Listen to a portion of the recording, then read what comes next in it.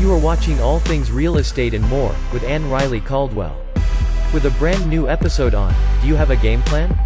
Welcome to another episode of All Things Real Estate, the podcast with Ann-Riley Caldwell, who's not your ordinary agent. And we are here today. Hi, Ann-Riley. Hey, Allison. Hey, and this is Allison Rinborg. Thanks for reminding me to introduce myself. You're welcome. That's what I'm here for. So I'm Allison. I'm part of Ann-Riley's media and marketing team. And we're going to talk about the question, do you have a game plan for buying or selling real estate? Tell us why it's important to have a game plan. Well, first of all, I am a huge sports fan. So for no other reason, we got to have a game plan. I love sports. I love football. I love basketball. I now play pickleball. So if you can't find me out on the field of real estate, I'll be playing pickleball.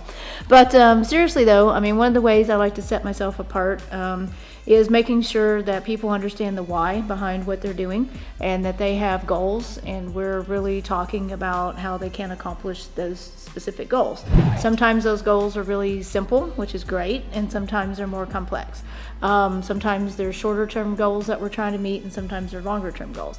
So what I like to do, because I do like sports, is come up with kind of a sports analogy. So game plan seems to work really well. So it's never too early to start the game planning process. Mm-hmm. And so lender is kind of the first quarter that we're going to look at.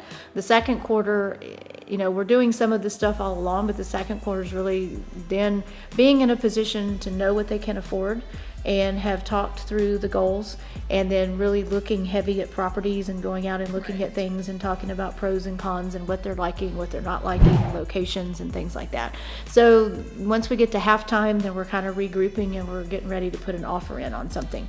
Because now we have lender input, we have their input about what they're liking, what they're not liking, what's going to work for them short-term, long-term.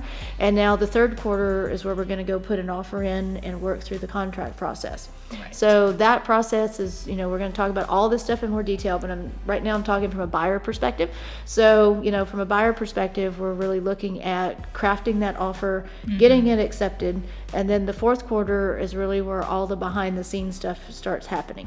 The lender's doing what they're doing, the title company's doing what they're doing, the buyer's doing the stuff that they need to be doing to get ready to move into the home, the sellers are getting ready to move out of their home. And so by the time we're done with that fourth quarter, our goal is to not go into overtime, which is have the deal fall apart and have to start over and create a new game plan, or don't want that. Or extend the closing, which sometimes it happens more often than we would like.